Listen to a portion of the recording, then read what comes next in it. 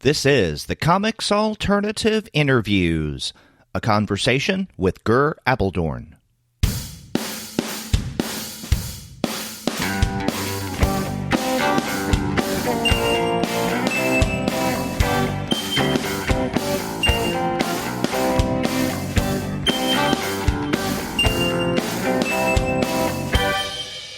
Hello and welcome to another episode of the Comics Alternative Interviews. I'm Derek. And I'm Andy, and we're two guys with PhDs talking about comics. And on this interview episode, I have the pleasure of talking with Ger Apeldoorn. His new book with Craig Yoe is Behaving Madly, Zany, Loco, Cockeyed, Ripoff Satire Magazines.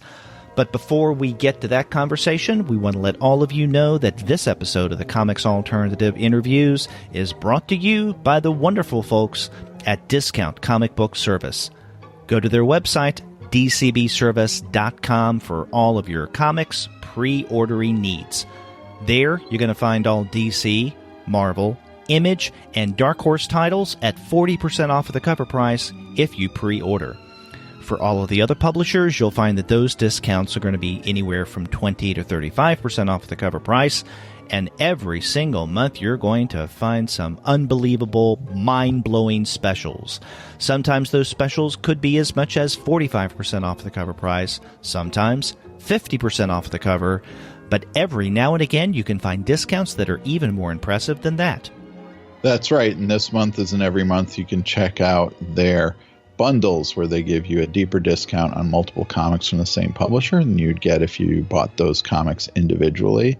And you can find bundles from DC, Marvel, and Valiant at 45 to 50% off this month. That's right. Every month is discount month at Discount Comic Book Service because discount is in their name. Be sure to go to dcbservice.com. They'll take care of all of your comics pre-ordering needs. And after you do get your titles there, please do send them an email and tell them that the two guys with PhDs sent you. That's right. Andy, I know that when you and I first saw Behaving Madly solicited in a previews catalog, I can't even remember when it was, but it's been a while. We had been looking forward to getting the book and talking with, at first what we thought would be talking with Craig to have him on the show to discuss it. But Craig suggested that we get in touch with the guy who actually originated that idea, and that is Ger Apeldoorn. Yeah. So I'm glad you got a chance to talk with Ger about this book because this is a fun book dealing with the various Mad magazine copycats that came out in the wake of Mad's popularity. That's right. So let's go ahead and hear that conversation now. Yep.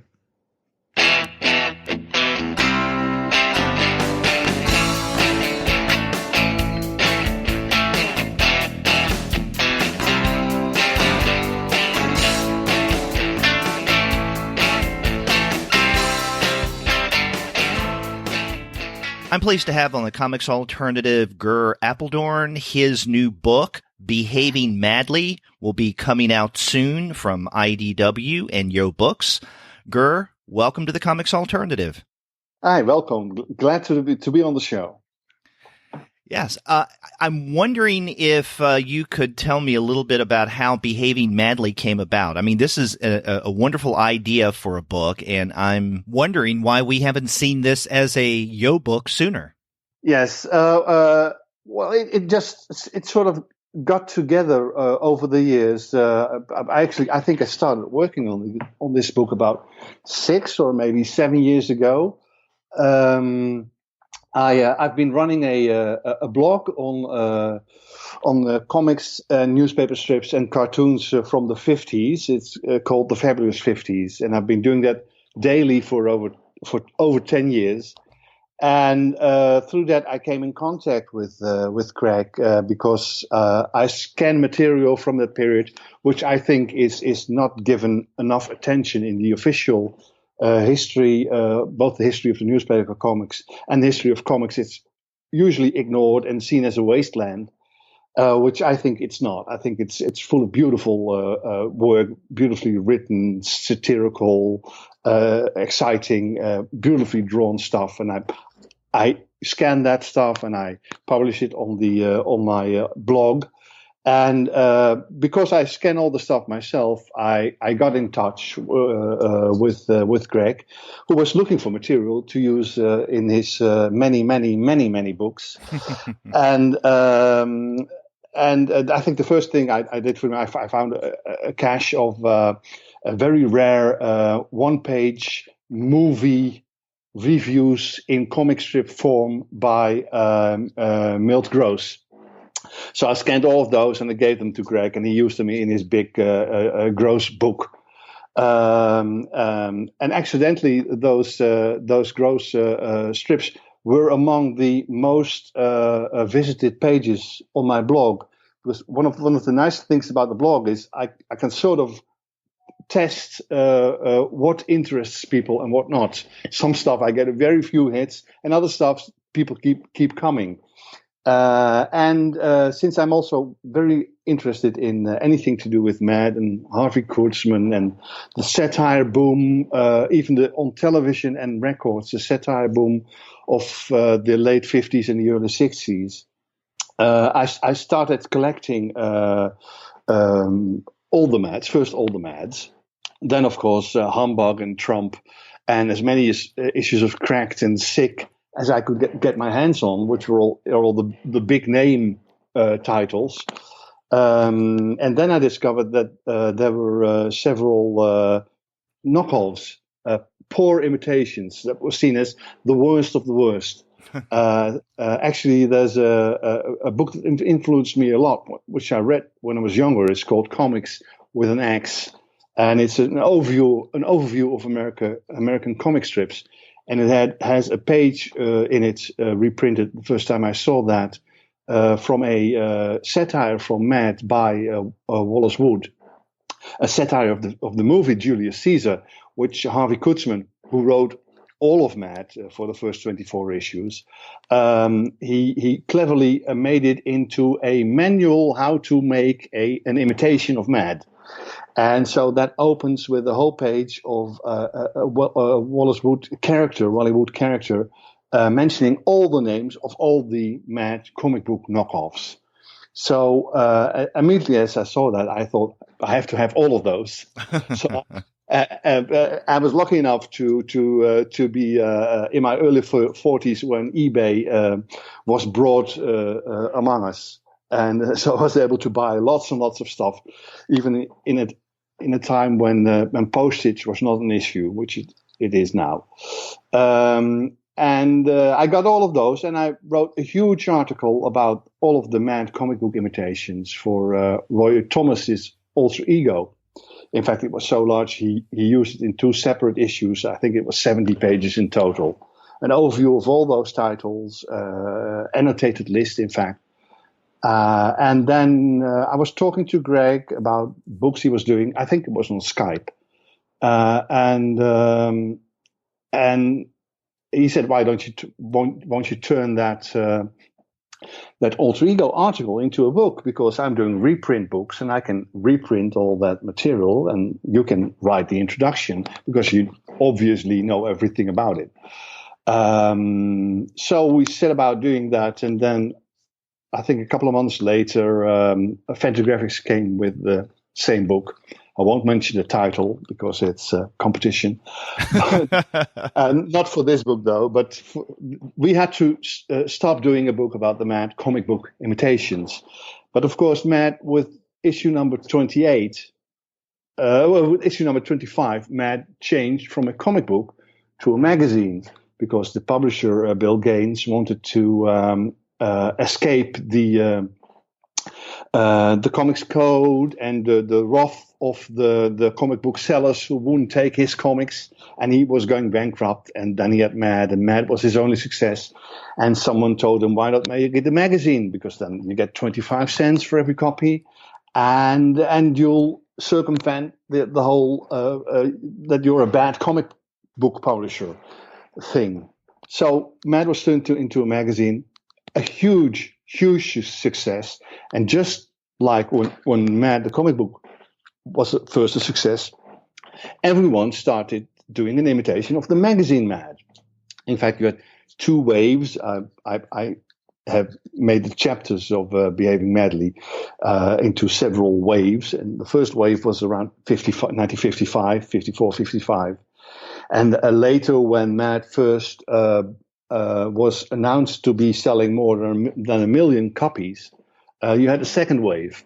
God knows why. So everyone started doing those magazine imitations. And Craig very wisely said, why don't we do a book about the magazine imitations? Because as I know and you know, but everyone else probably won't know, is there's lots of big name artists working for those knockoffs, because magazines like Zany and Loco and Lunatickle and Cockeyed and Cuckoo and Fooey and Panic and what else am I forgetting? Well, there's a bunch of them. Crazy, of course. Thimk. Thimk. I always forget Thimk. I don't know where my head is, but it's a pretty good one actually. And there's everyone worked for it. Some people like Joe Kubert because they were between jobs because their own comic book publishing company had or project at least had gone under. And he started working for Stan Lee and here and there. And so he did 40 pages in Lunatickle. But Lee Elias moonlighted, Mike Sikowski, everyone and anyone from Stan Lee's stable moonlighted, because, as I described in the introduction of the book, the whole industry was shrinking at that point. So that means that people had either to start painting or illustrating or find some other work to do. So they all at one point ended up in one of those knockoffs. So we set about to. I started buying all the issues, making lists to be sure that I had all of them, but that no one can ever say, but you missed this one or that one. We got all of them. And I wrote at first I wrote a 60-page introduction, which we managed to cut down to 40 pages with Greg's great help. I'm describing them all, and that of course. Then we have come to 2 years ago when I'd finished most of the writing, and then comes the hard part. And that's the selection bit. So I had to start scanning, cleaning up pages, going to and fro with Greg and his wife Glitch, who does all of the hard work in their house. So we had to select the best of what is known as a fourth-rate genre. And so that took the most. And present them. I wanted to present them in the best possible way. So bad editing faults, I corrected those in the scans, just to present the artwork and the gags and the text in the best possible way. And I think we ended up with a book that sort of celebrates the 50s, which I think should be done more. At least artistically, right? And it shows that they weren't as bad as some people think. So yes, and I want to talk to you in a moment about the selection process, because the majority of the book are the various stories and the excerpts from these various Mad-inspired magazines. But I want to mention that your introduction. So I found that extremely useful, and it was a great way to set the stage for the actual pieces that follow. And you do a really good job of describing what you call the first wave and the second wave of these Mad imitators, the Mad magazine imitators. So you started off with a longer introduction at about, what you say, 60 or 70 pages, and then were needed to cut it down to 40. Because I'm curious, what other information was in the original longer version? one of the easiest cuts to make was when we decided not to include Cracked and Sick. Ah. Cracked and Sick are two of the major competitors of Mad in the 60s. And but both had their beginnings in the period that I'm setting this book, and particularly the first 15 issues of Cracked. There was a lot to talk about, and a lot not documented yet. There is a great book, 2 books about Cracked by I'm talking so much I can't remember his name. Well, look it up, guys. It's great. They're great books. And he actually, I can have a look in the book because of course, I reached out to anyone and everyone I know in the comic book history community, and he was one of the guys who advised me on some of the bits. It's Mark Arnold. Okay. Mark Arnold did a great 2-book series on Cracked, but Cracked, of course, ran from 1959 to 1989, something like that. Mm-hmm. So I couldn't really do visually. I couldn't do Cracked any justice, and the same goes for Sick. I couldn't do it justice because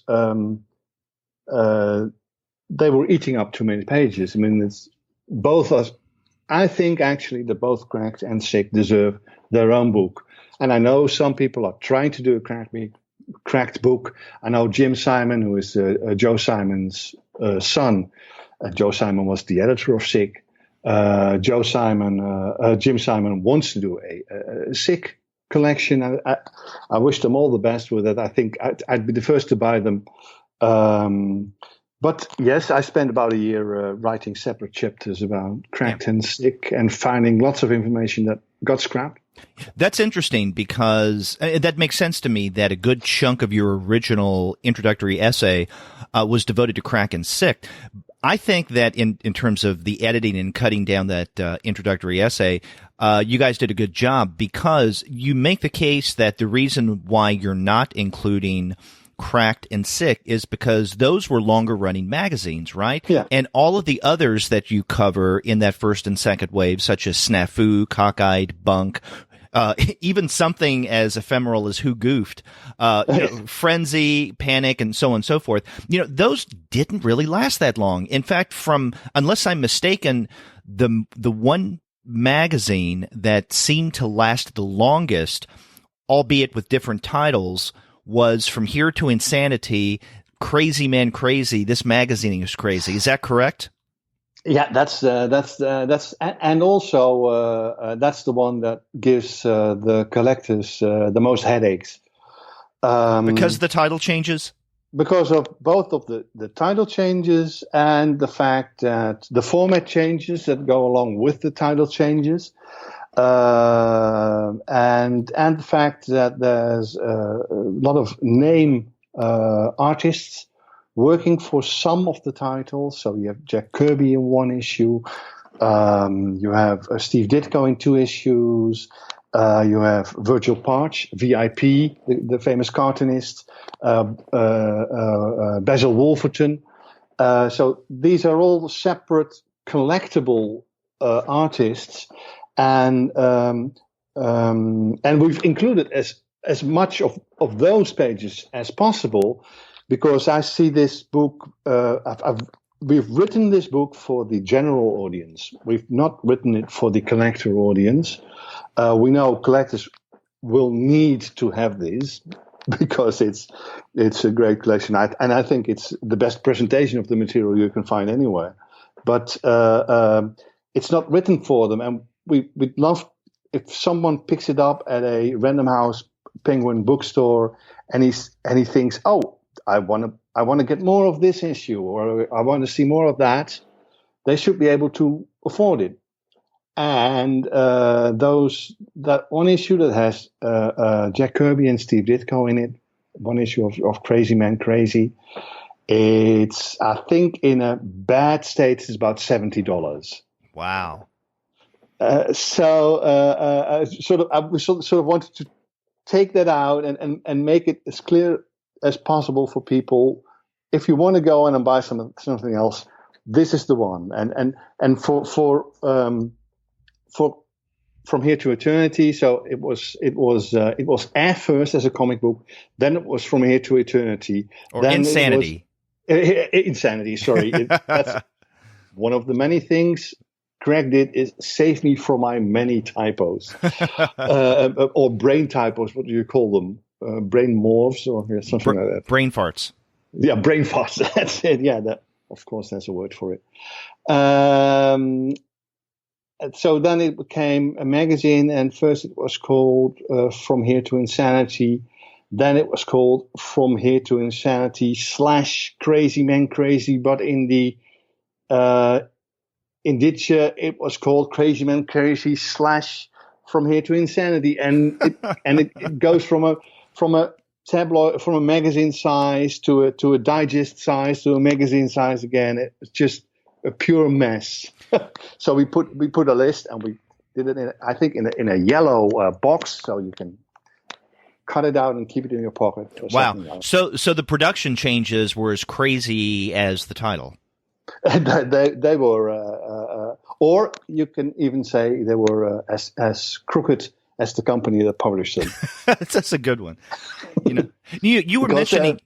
Yeah. I was going to say, you were mentioning some of the artists who contributed to these. And, on the one hand, I would expect, or at least not be surprised at the appearance in your book of a variety of artists who have worked for Mad in the past, like Jack Davis, Al Jaffee, Basil Wolverton, Will Elder. But I think one of the great things that you do in the book is you point out that there are other creators that we normally don't associate with these kind of magazines, like Russ Heath, Jack Kirby, and Steve Ditko. And they have, with some of these creators, you have quite a sampling of their work in here. Yes. They are another great one. I think that doesn't get as many pages as he deserves in the book is Angelo Torres. Mm-hmm. And one of the reasons of that is he worked a lot for Sick. So I'm sort of hoping that he'll get his due when someone does a Sick compendium. Yeah, or I was thinking even people like Lou Cameron and Bob Powell. Because I usually think of the horror genre with them, but here they are in a parody magazine. I actually, before I wrote even the first article for Alter Ego, I wrote a huge article that's somewhere gathering dust on Roy Thomas's shelf about the forgotten career of Bob Powell. Bob Powell, we know him now as a horror artist. If you're even more into comics, he started in the 40s as a sort of assistant contemporary of Will Eisner. Certainly when he struck out on his own, he was almost up to par with Will Eisner graphically. Then he formed a small studio, which is a lot of comic book work, including a lot of horror. And then in the late 50s, he turned to satire. And since I see you've read the introduction, I explained there that he was like Will Eisner.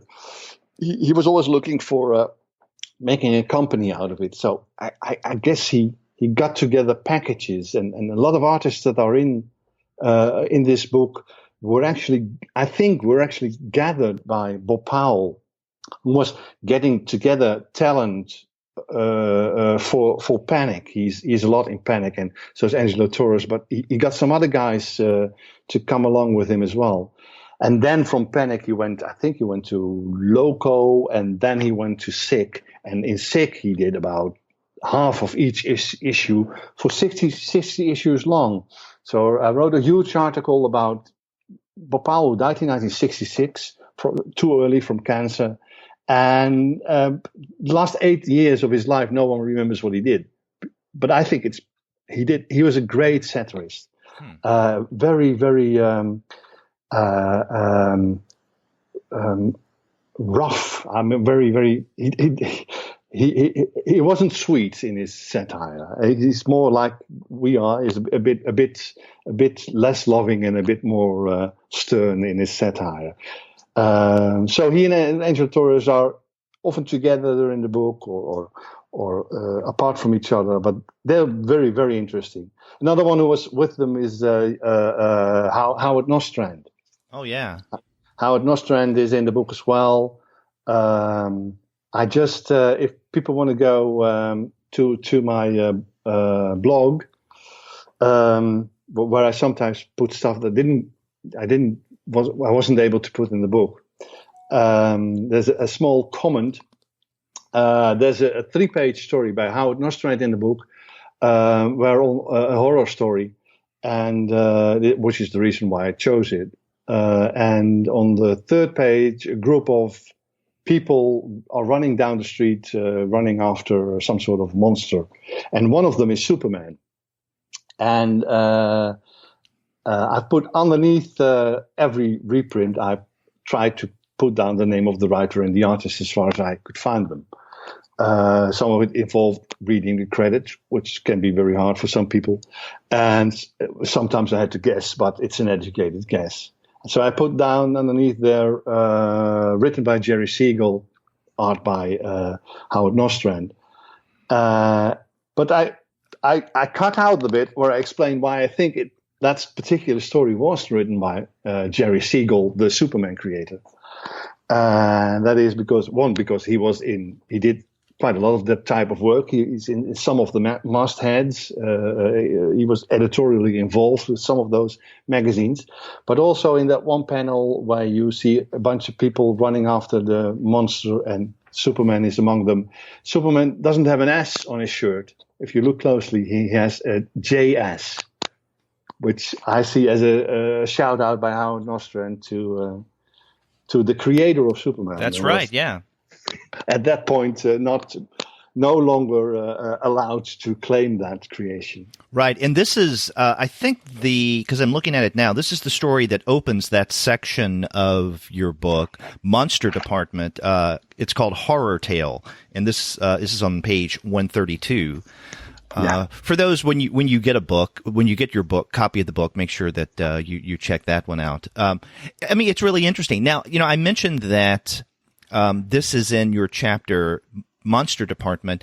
I found it curious that you divided your book after that introductory essay into different departments, like Mad had originally done. And so the book is divided into the movie department, television department, comics department, book and magazine department, monster department, big name artist department, advertising department, and one of my favorites, the last one, the Mad department.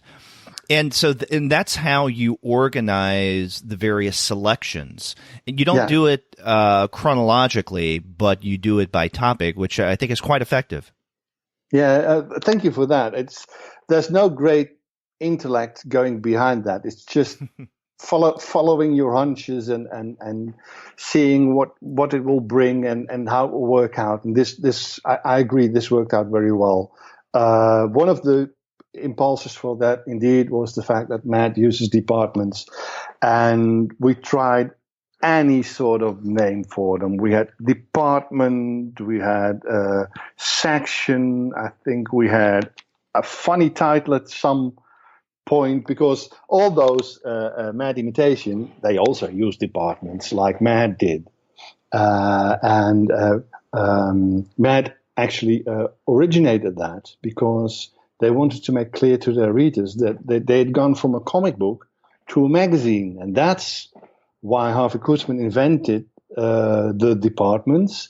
And that's why they have a letter page and a content section. And all of the imitation have followed that. But of course, it's not an automatic decision. It's someone, in this case, Harvey Kurtzman, thought of that, and everyone followed it. And I wanted to follow that in the book. Mm. And I think it has the wonderful side effect that for some people, it's maybe not the best work they've ever done. And if you would see 6 pages of it behind each other, you'd start leaving. And now the Jeff Davis material is spread over 3 departments. Mm-hmm. You know, it's interesting that you mentioned this, because as I was reading Behaving Madly, I think in terms of the art, I think that, you know, at times it may not be the strongest that some creators have done, but you know, I liked it, you know, all of it throughout. On the other hand, it's the writing or the humor, I guess, that at times gets a little lagging, and I was wondering if some of the humor is lost because of the temporal context. And you know, we're outside of some of, you know, the late 1950s references, and so some of the humor in the book to some readers may be lost. But also there were some pieces where you could tell, or at least I felt, that the writer was trying his best to be funny, but it just wasn't measuring up. Yeah, it's one of the biggest problems. Consistency, the consistency of the writers. I think first of all, in the selection process, what led me to choose some things over other things is I think the am I saying it correctly? I said the gumption. Mm-hmm. The fact that there is a satire of the TV series Sheena. It's called Shibuma. Shibuma, that's right, yeah. Shibuma Finds a Home. And it's not one of the best written satires I've ever read. It's drawn by A.C. Hollingworth together with this companion L. Sargent. And it's not the best work A.C. Hollingsworth ever did. But then again, A.C. Hollingsworth was one of the first and main black African-American artists in the 50s, comic book artist. Mm-hmm. He did newspaper comics. He did for a year. And it's significant. No one, and then he went into a painting career. He had a very successful painting career as a painter, and no one knows that he did so many cheaply made pages for these type of magazines. And we should mention that this piece that you're mentioning, Shibuma Finds a Home, originally appeared in Thimk #4 in December of 1958. Yeah, that's it. 1958. Yeah. So at that point, he was already painting. And my guess is that he worked with Al Sargent. I think Al Sargent was one of his students at the New York art school that he taught or something like that. But, you know, Shibuma, I like Shibuma as a word. I think that's fun. Mm-hmm. I think the fact that you're doing a parody of Sheena, I think that's pretty far out. So maybe not every sentence in this particular satire is as funny as it could be. I'm glad, at least in this one, they're not trying to be funny all the time, which is can be far worse. But it's like, do you know? Have you ever heard of a British comedy group called Monty Python? Oh yes. I thought you might. Used to be that one of the earlier reviews of Monty Python was remarked the fact that Monty Python was something that you only laughed about when you told it to your friends the next day. So when you're watching it, you're not laughing because it isn't actually always that funny. But the whole idea behind each sketch often is. And I think the same is true for many of these satires. That the idea of doing a satire of the TV guy, TV goes completely Western. So every TV program is now a Western, and you have Snow White, Red Riding Hood, and Jack and Mother, and just the idea of that is what makes it funny for me. And then it's in the book because I love the art as well. I like to have that particular artist in it. But for many of those, it's just, oh my God, how did it come up with that? Yeah. And this is the piece that you're referencing now, TV Goes Completely Western, which originally appeared in Frenzy #1 in April of 1958, is one of those pieces that, I definitely got, but I think maybe younger readers would look at this and scratch their head. For instance, they would ask themselves, why the Western? Not being aware that during the 1950s, Westerns were everywhere, on television especially, but also in the movie theater. And compared to what is in our media today, it's hard to think of a successful Western on television anymore. In fact, I was talking with my wife about that the other day, and I said to her, the last Western I remember enjoying on TV was HBO's Deadwood. And other than that, there's really not much in terms of that genre. But back in the 1950s, it was the complete opposite. Television was saturated with the Western.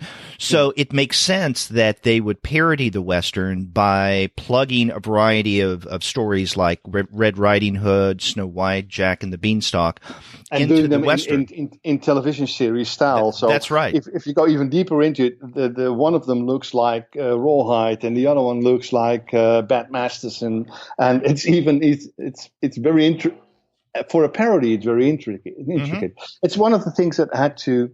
I of course, when I started out making my notes, these are things like. I didn't feel I had to explain who Elvis Presley was or Marilyn Monroe. But when we get to Brigitte Bardot, Gina Lollobrigida, it gets more iffy. So I had notes about that sort of stuff. And by the way this book is set up, we ended choosing making the introduction a coherent story, which you can read on its own and learn from it. And then not to burden all the separate reprints with a page of explanation. Mm-hmm. So, I see it like that there is a lot to explore in this book. Right. And other stuff, if I may pick out another one, which I particularly like, which no one probably will pick out. There's a story on page 128. And may I mention that Craig, making so many books every year, asked me if I could find a Dutch designer to set the book up. And then he edited me for the text, and Klitsje edited my designer, Kok Juvenaar, who I think did a splendid job. And he came up with the little red line and the page number. And I see now how easy it is to find the page. So that works really, really well. Mm-hmm. So on page 128, you have a story called Fun of the Future by Rick Estrada from Frantic Volume 2, Number 1 in February 1959.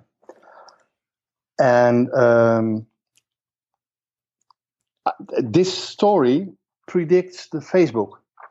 I know. I was struck by that. It not only predicts Facebook, but other technologies that we right now take for granted. So, for instance, one of the and we should tell our listeners who may not have yet looked at this book what it does is it takes us into the future, the year 2058, which, if you think about it, it's not too far from now, and we see that humankind has so many different technologies that at the time in the 1950s would seem outlandish, but today, in one form or another, we already have them.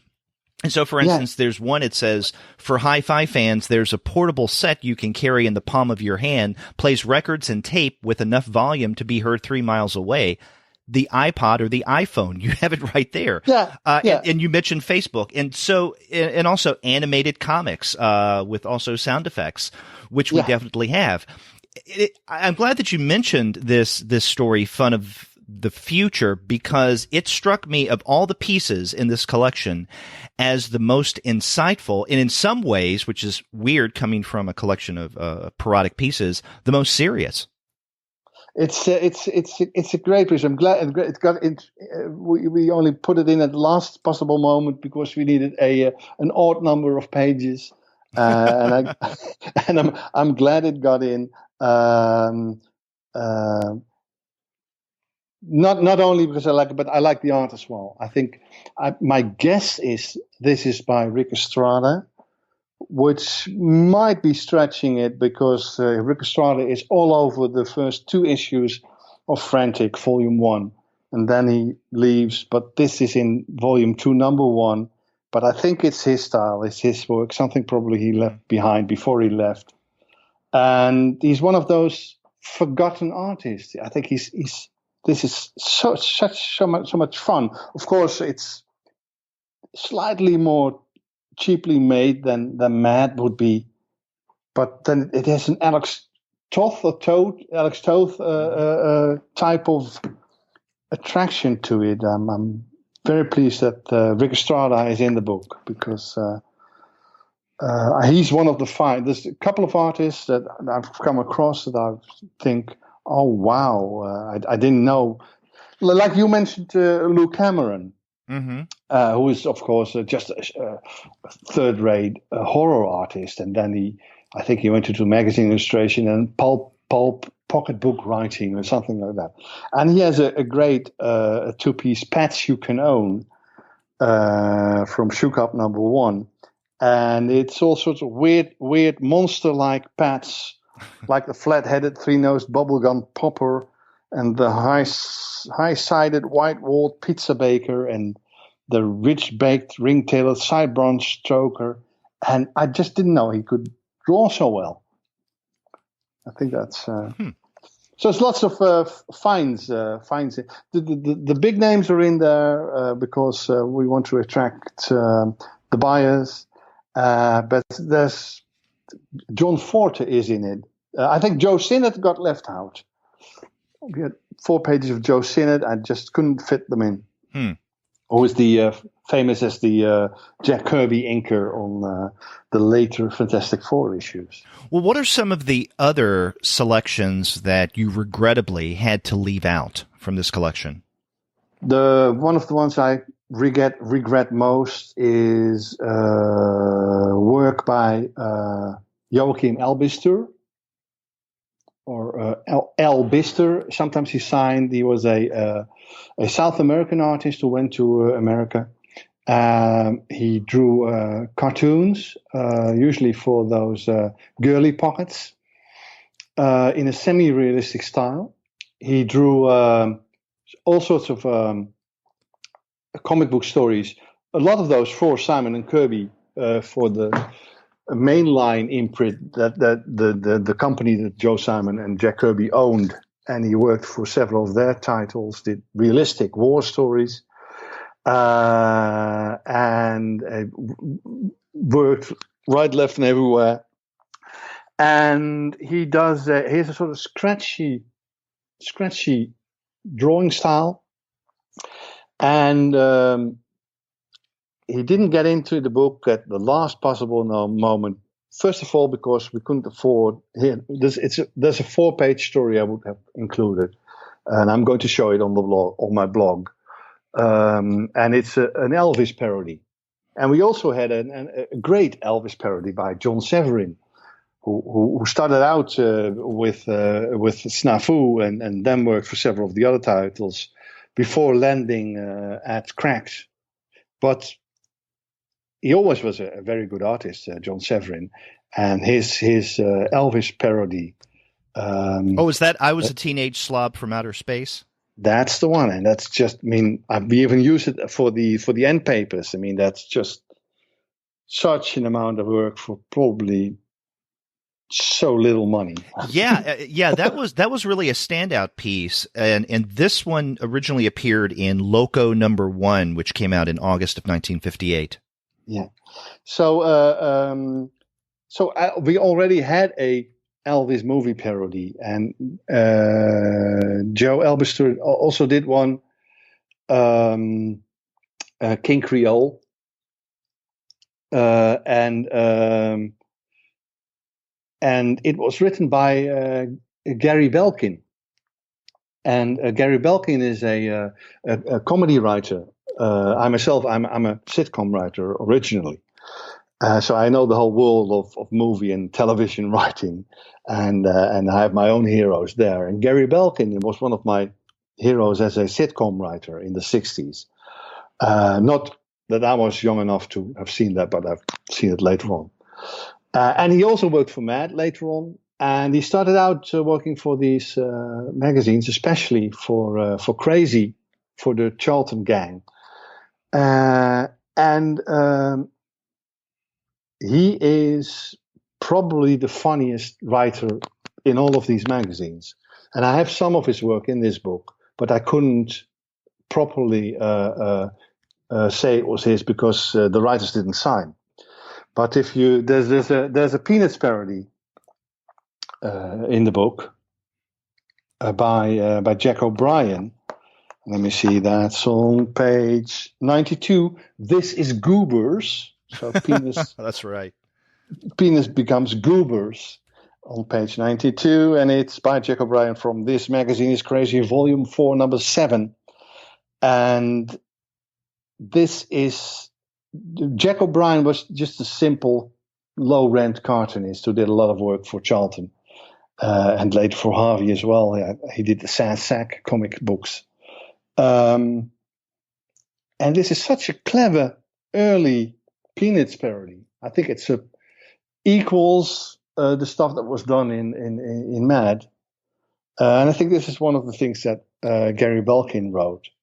So I was very sad that just couldn't afford 4 pages to have yet another Elvis parody. Otherwise, we would have done the Elvis special book. Mm. You know, you mentioned Elvis. One of the things that struck me in your introduction, but also in reading the various selections, and I think one could have gotten this feeling even without having read your introduction. Some things stand out in late 1950s parody magazines like this, and that is attention to or parodying Elvis Presley, parodying Marilyn Monroe, and Absolutely. monsters. Yeah. In fact, you have that monster section, the monster department in the book, where you devote that entire part of the book to monster parodies.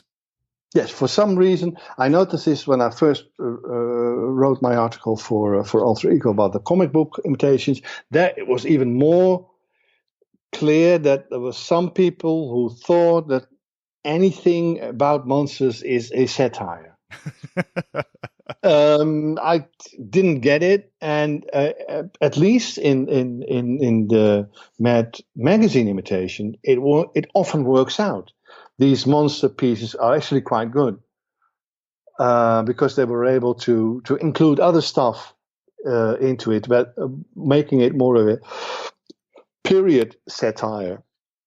But indeed, it's Elvis, it's Marilyn Monroe, but also, which I couldn't include because we had to select stuff that people will know and recognize. But in my first heap of scans, there were 3 parodies of the $64,000 question. Oh, that's right, yeah. And now I have 1, but I had 2 more. And there were 3 parodies of the movie The Blackboard Jungle. And you include 1. I include 1 because it's one of the few 10-page items, which I find. But if I would have had the space, I would have included 6 10-page parodies because often they were the best. But then you'd have 60 more pages.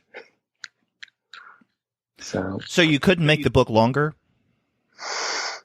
Did Craig hold your feet to the fire? IDW set the bar. Okay. They said, this is it. And Craig and I both said, from experience, we can both say, cutting down a book always makes it better. Okay. So we knew, even though there's stuff I may have wanted to include. On the other hand, it might have made it less punchy if I would have included anything. So now it's a definite statement, I think. Mm-hmm. Ger, I want to go back to something that you said early in the interview when you were telling me about the genesis of this project. You had mentioned that actually this was something that you were thinking of a number of years ago, around the time that Fantagraphics published that not to be mentioned title of their parody of Mad.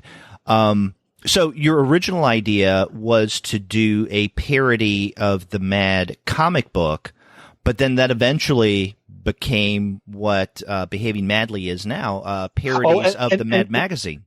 And if I may interrupt, that it was always the intention then to do 2 books. Okay. Oh, okay. Just start with the comic book and then earn even more money by doing the other one as well, which didn't work out. So really, so this was going to be originally a 2-part project. Yeah, that would have been the plan. Yeah. Mm-hmm. So we just skip the first part and we say, go look up John Benson's book. Oh my God, I said it anyway. Well, one thing about your book over the Fantagraphics is that it is nicely produced, and it is, I mean, not only are the insides, the content, well worth the price, but as with most IDW books, it's really put together well with these lavish illustrations, slick pages, some of them on the inside, the cover, the binding. I mean, all of this is just a wonderful product. Yes, and that's of course why I love to work with Craig, because I for 2 reasons. I've known Craig and his books now for a long time, so whenever I was doing something, I could imagine what Craig would do, which gave me a way of thinking. This is something to aim for. This is the type. He did a book on 3D. Comics, for instance, and he did a great book, I think, about Archie's Madhouse, which was visually a great example for this book. And then, whenever at some point he gets the stuff and he does his thing, and you can trust him. The end papers, he doesn't use the whole image for the end paper, just blows it up a bit, just goes over the edge a bit, just the way it should be. And I'm really pleased to work with Greg on a project like this, or anything that may come after this. So you've been spending a lot of time going through all of these parodies of the Mad magazine. And I'm wondering, after pulling this book together, if you have a particular favorite, like for instance, maybe Frenzy over Zany or Cockeyed over Lunatickle. Let me attack this in the waves, because the 2 waves are very different. Okay. The first wave, they were imitating Harvey Kurtzman's Mad magazine. You have these longer articles with lots of text, often no speech balloons, but text beneath the image, stories, just the way that Harvey Kurtzman had in the first magazine Mads. And from those, I would say that Lunatickle gives you the best bang for your buck, as they say. I think Lunatickle is very surprising. It was done by Fawcett. No, not by Fawcett, by Whitehouse, sorry. An unknown publisher. They got a former comic strip artist, Myron Fass, to edit it, and he got the best crew together. He got Jack Mandelson as one of his writers. These are the best written, surprising artists from as I mentioned, Lee Elias, Joe Kubert, Mike Sikowski, Bob Powell. Great package. And I think those are the best. With SNAFU as a very hot on its heels. We were not able to include as much of SNAFU as people might want. or I might want. So we were able to do a lot of SNAFU in the introduction, so you can see it. Mm-hmm. But of course, being from the Marvel Disney conglomerate, it's a lot harder to get the copyright issues cleared for something like SNAFU, which is early Marvel or Atlas, as we call it.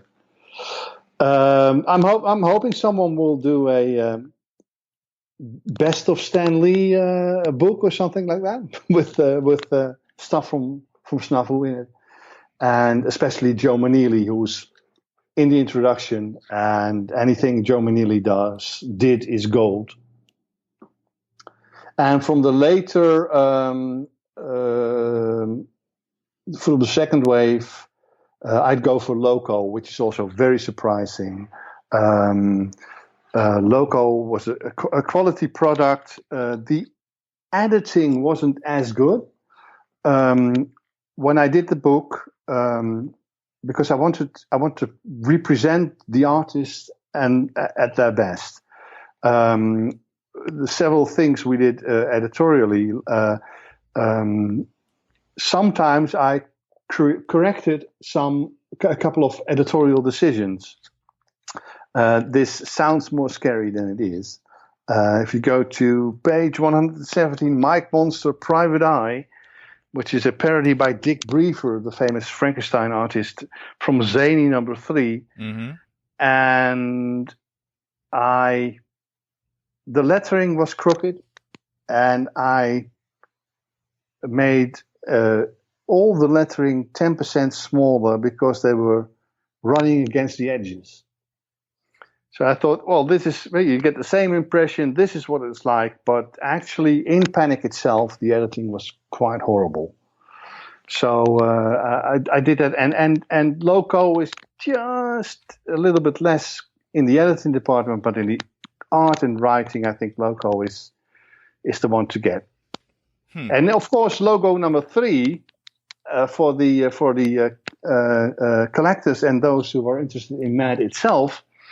Loco had in number 3, it has a John Severin cover, and he created a satire who does naughty things in 6 panels on the cover.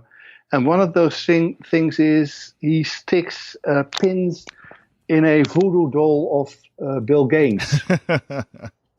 So that was a private joke by John Severin there. Right. And we should mention that in your introductory essay, you include many of these covers. All of them. Yeah. Yeah, I've gone out of my way to be able to include all of the covers. So that's all the covers of the various publications, all of the issues? Yeah, all of the issues, all of the covers. We did that, including the Panic cover that was copied by Roy Lichtenstein. Mm. You know, you mentioned Panic. That's interesting because before I read this book, and I saw in the solicitor, I saw somewhere a reference to Panic. I just assumed that you were going to include a discussion and maybe some selections from the EC Panic, right? But as you point out in your introduction, the earlier Panic was an EC Comics imitation of its own success, Mad. But then in 1958, another company, Panic Productions, I think, came out with their own Panic after the EC Panic folded. Yeah, that's it. And quite an interesting production in that it has the most Jack Davis material, for instance. So every title has its own strength, except maybe Fooey, which, and even that gets mentioned. But Panic, and the other one that gets sometimes creates confusion is Crazy, of course. Because although it's called Crazy Man Crazy, in the end, all you can see on the cover is the word crazy. Mm-hmm. And of course, in the is it late 60s, early 70s at least, there was a Marvel version of Crazy. Right. So anytime I mention Crazy, people think it's going to be about the Marvel version. And of course, the Charlton version was quite different. Yeah. Now, one of my favorite parts of the book, and I mentioned this in passing a moment ago, is the very last section of Behaving Madly, which is the Not Mad department. And basically what you do is you use as a springboard the article that Mad magazine put out in September of 1958, How to Put Out an Imitation of Mad, which was taking a swipe at these parodies. And you include a 2-page spread of that piece, but the genius of this section or department at the end of the book is that you include these other parodies' response to how to put out an imitation of Mad, and it gets a little nasty. It does, doesn't it? Yeah, I think that's part of the fun of it. That, I mean, these are cheap knockoffs magazines, but then they turn around and how to put out an imitation of Angry, the Sorehead magazine. I think that's I think that's quite clever, actually, in a basic sort of way, or even the copycat comic strip version that they went out of the way to include a caricature of Bill Gaines in it. So they didn't always take the easiest route, as Mad suggests. Right. I mean, what this section shows is that these guys aren't just doing the knockoffs of this, the successful Mad. I mean, yeah, they're doing that. But as you can see in these last pieces in the final section, they have some teeth of their own that they're not afraid to bear. Yes, and for anyone who's familiar with Cracked and the later Sick, so Cracked of the 60s and 70s into the 80s, and Sick of the 70s especially, they associate these imitations with even being even more childish than Mad has become the last few years. So like it's all juvenile humor. It's all only about mom and dad and smoking cigarettes underneath the blanket of your bed or whatever you do when you're 17. But no, in the period this book covers, they were wannabes. They didn't have the budget or the amount of money, but that didn't stop people from working all night on them. Mm. Well, now that this book is about to come out, what projects are you working on now, Ger? The next big thing to look for from me is I've written an article about for Alter Ego. An article about the efforts of Stan Lee to get out of comics between 1956 and 1962. So when the industry was shrinking, Stan Lee thought, oh my God, I'm working at my uncle's store and it's all collapsing and I have to find something else. So he got into book writing, newspaper comics, joined the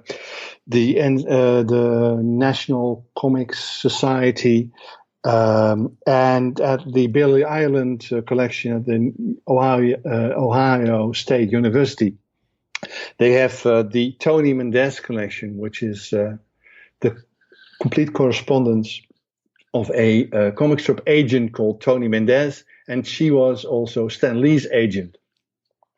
So I found and had copied all of this correspondence and wrote about the increasingly panicked efforts of Stan Lee to try and find something else to do than writing comics, which of course stops in 1962 when he accidentally hits upon the Fantastic Four. And he stops midway in the course of writing that article. He self-published 2 books, which I knew I should write about in 1961. And then I found he did a third one, and I actually found the book. which he didn't publish because the Fantastic Four took off. And in the course of this article, I found about 7 unfinished projects, many with illustrations, that will surprise anyone who think they know Stan Lee. And it's going to be used as the cover article of the December issue of Alter Ego, which is Stan Lee's 95th birthday issue. Wow. Now, as we record this, a lot of people are gearing up for the San Diego Comic-Con. You're going to San Diego, aren't you? I'm going to be there. We've even, although Amazon tells everyone that this book is going to be delivered on August the 8th, usually comic book stores get it earlier. And we are lucky that the books have arrived and we've been assigned a signing slot at the San Diego Comic Book Con. So Craig and I will be signing on Friday between 1 and 2 at the IDW booth at the Comic Con. So start the queue early, I'd say. Okay. And, before we go, we should mention how our listeners can find your blog, because you've mentioned that a number of times. That's the Fabulous 50s, and you can find it at allthingsger.blogspot.com. That's allthingsger, G-E-R, that's one word, .blogspot.com. Yes, and you'll find a lot of great work. If you go through the list of stuff on the right, you'll find your favorite artists as well. Well, Ger, I want to thank you for being on the Comics Alternative, and it's great talking with you about this new book, Behaving Madly.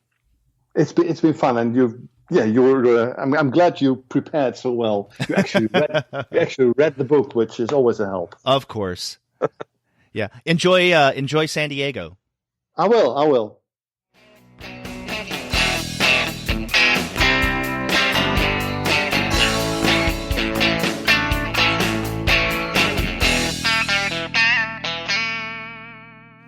So there you go, my conversation with Ger Apeldoorn. Had a good time.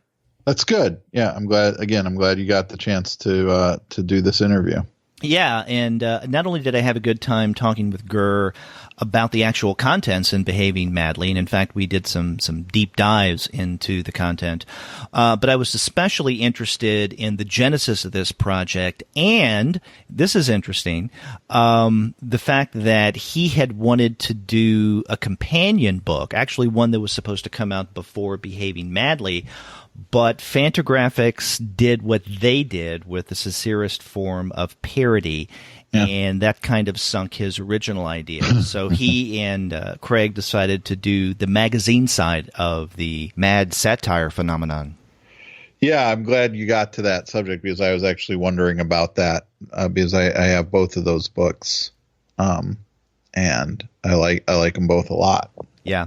I want to thank Ger again for taking the time and being on the show. And another great thing about that conversation is, he was in the Netherlands when we recorded the conversation, and via Skype, it went without a hitch. Great. Yes, so it's always great when technology works in your favor. And if you want to find great comics like the kind put out by Yoe Books, then you would do well to head over to the website of our sponsor, which is Discount Comic Book Service. Go to dcbservice.com. They'll take care of all of your comics pre-ordering needs with discounts that you won't believe. That's dcbservice.com. And after you do get your comics there, get in touch with us and let us know what you thought about my conversation with Ger Apeldoorn. If you go to the website, comicsalternative.com, you'll find that you can leave us a voice message online via SpeakPipe. Or you can contact us the old-fashioned way by picking up the phone and dialing 4153-COMICS. That's 415-326-6427. That's right, or you can get a hold of us by email. We are 2guys@comicsalternative.com, and you can get a hold of us individually. I'm Andy at comicsalternative.com. And I'm Derek at comicsalternative.com. We also have our Twitter feed that you can check out at the number 2 guys with PhDs. That's right. You can also find us elsewhere on social media, such as on Facebook, Tumblr, Instagram, Google+, Goodreads, Pinterest, and YouTube. You can subscribe to the podcast through iTunes. You can stream us on Stitcher. You can also find us on TuneIn, on Spotify, on iHeartRadio, and on Google Play Music. But you can find every single one of our podcast episodes, as well as the reviews and comics-related commentary that we post on our blog, simply by going to our website, which is comicsalternative.com. That's right. It's all the ways to get a hold of us, let us know how we're doing, and find out what we're doing. That's right. And we will be back soon with more comics goodness. Until then, I'm Derek. And I'm Andy. See ya.